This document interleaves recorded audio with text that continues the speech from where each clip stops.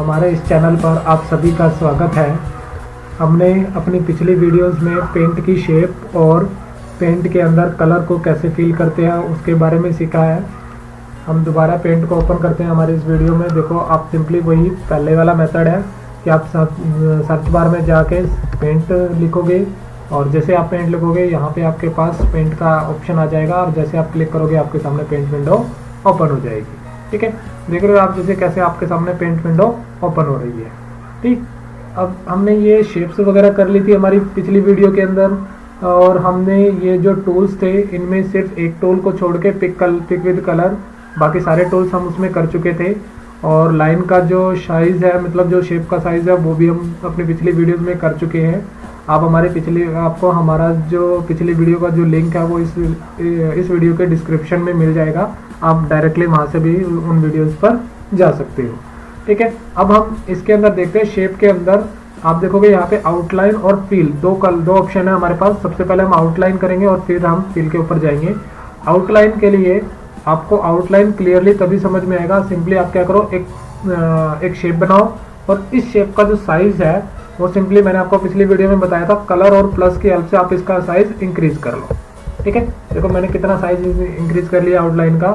अब आप देखो आउटलाइन में क्या, अगर आप नो आउटलाइन करोगे तो कोई भी बाउंड्री आपको नहीं दिखेगी, दैट इज नो आउटलाइन। ठीक है, उसके बाद सॉलिड कलर मीन्स आपको आउटलाइन दिख रही है अच्छे से। ठीक है, ये सॉलिड कलर होता है, मीन्स इसमें किसी भी प्रकार का कोई अदर चीज नहीं शो आउट होती। क्रायन में देखो आपको डॉटेड कलर में हल्की हल्की बैकग्राउंड भी दिख रहा है। ठीक है, उसके बाद मार्कर हमारे पास ये मार्कर के रूप में दिखता है। ऑयली कलर मीन्स जैसे हमने कोई ब्रश से तेल की हेल्प से कलर करा हुआ है वो कलर होता है। उसके बाद नेचुरल पेंसिल होती है और देन होता है हमारा वाटर कलर। ठीक है, ये सारे इफेक्ट्स आप देख चुके हो। मैं अलग अलग इफेक्ट्स आपको दिखा देता हूँ एक बार। सिंपली मैं एक बार इसको सिलेक्ट करके डिलीट कर देता हूँ और हम देखते हैं अलग अलग शेप्स पे एक बार। ठीक है, सबसे पहले सॉलिड आउटलाइन, ये हमारी हो गई सॉलिड आउटलाइन। ठीक है, उसके बाद बाहर क्लिक करके देन अगेन शेप्स पे और यहाँ से मैं ले लेता हूँ क्रायोन, ये होगी मेरी क्रायोन। ठीक है, अब देख रहे हो कैसे ड्रॉ हो रही है। उसके बाद मैंने यहाँ पे लिया मार्कर, ये हमारी मार्कर हो गया। उसके बाद हमारे पास क्या हो गया, ऑयल, ये ऑयल का कलर आ गया। और उसके बाद है नेचुरल पेंसिल और उसके बाद है ये हमारे पास वाटर कलर। ठीक है, ये देख रहे हो आप, इन सभी में डिफरेंस जो आपको क्लियर हो रहा होगा कि सभी में जो डिफरेंस है वो अलग अलग आपको दिख रहा है। ठीक है, ये सारे थे हमारे आउटलाइन। मैं एक बार इस सारे को इरेज कर देता हूँ। ठीक है, अब देखो, अब इसमें जो फील विद कलर है उसके लिए आपको क्या करना पड़ेगा, सबसे पहले एक शेप को क्लिक करना पड़ेगा और फील में यहाँ जाके सॉलिड पे क्लिक करना पड़ेगा।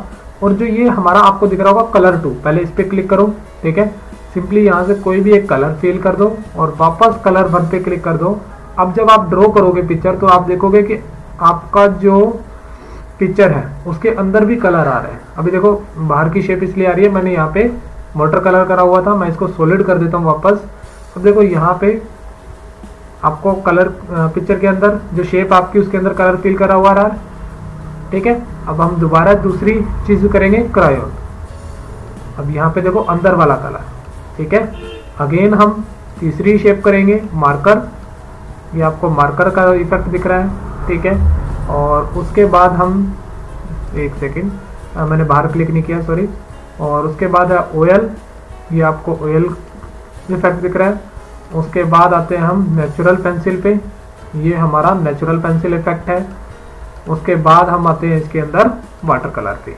ठीक है, अब देखो आपको कुछ तो इससे समझ आ गया होगा, लेकिन आपको और ज़्यादा समझाने के लिए मैं क्या करता हूँ, सिंपली जो सेकंड कलर है उसके अंदर कलर चेंज कर देता हूँ दिस, और वापस जाता हूँ इसको फर्स्ट कलर पे कर देता हूँ और यहाँ पे हमारा जो है मैं क्या करता हूँ, क्रायोन। ठीक है, अब क्रायोन के लिए मैं देखो क्या करता हूँ, ये दिखा आपको यहाँ पे बैकग्राउंड में आपको। ठीक है, क्रायोन का पता चला होगा। उसके बाद मैं यहाँ पे मार्कर करता हूँ, इस शेप पे आपको दिखाता हूँ मार्कर का इफेक्ट। ठीक है, मार्कर का वहां आपको पता नहीं लग रहा होगा, लेकिन अब देखो यहाँ पे बैकग्राउंड में जो शेप है वो हमारे को दिख रही है। उसके बाद मार्कर के बाद ऑयली, मैं इस शेप के ऊपर ऑयली लेता हूँ। ठीक है, ये थोड़ा सा मैं ऊपर कर देता हूँ ताकि आपको दिख जाए, ये ऑयली कलर। और उसके बाद हमारे पास नेचुरल पेंसिल है यहाँ पे, ठीक है। और उसके बाद हमारे पास यहाँ पे है, एक मिनट, हाँ हमारे पास है वाटर कलर। ये मैंने वाटर कलर का इफेक्ट किया, ठीक है। आप सभी को क्लियरली विजिबल होगा कि सब में क्या क्या डिफरेंस है, ठीक है। मैं सारे को इरेज कर देता हूँ।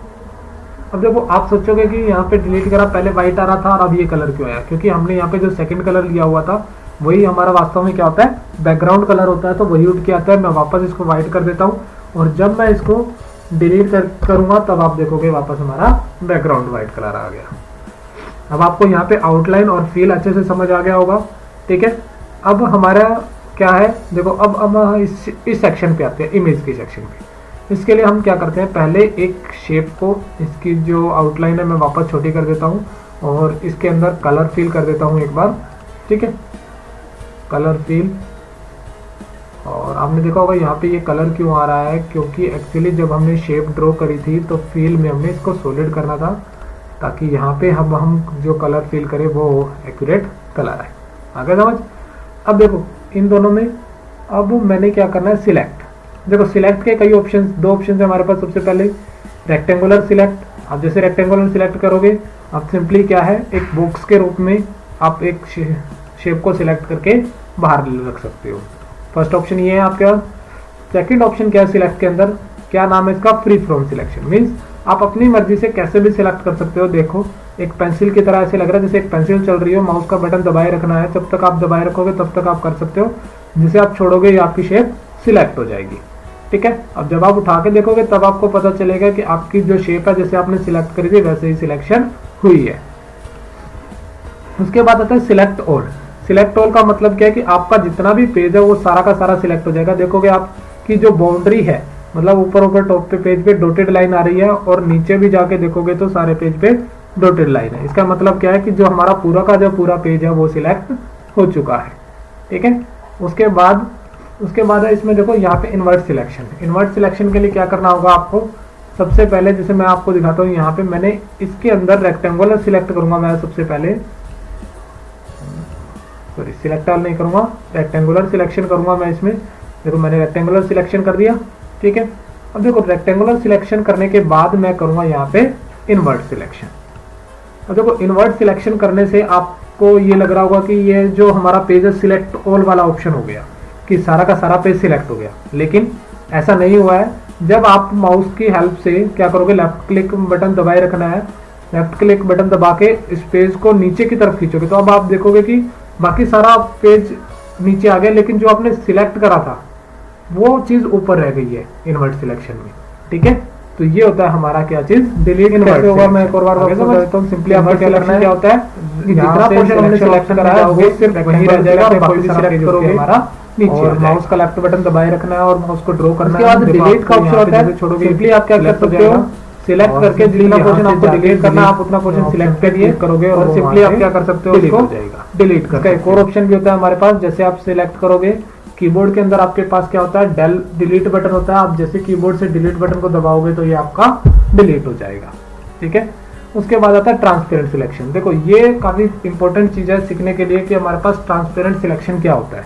कई बार हम क्या करते हैं, जैसे हम जब सिलेक्ट कर रहे होते हैं तो हमारे पास क्या है, जो सिलेक्शन का एरिया आप देखोगे यहाँ पे आधी आपकी ड्राइंग सिलेक्ट हो गई है और आधा आपका बैकग्राउंड सिलेक्शन हो गया है, और इसमें भी आप देखोगे कि आपका बैकग्राउंड सिलेक्शन हो रहा है।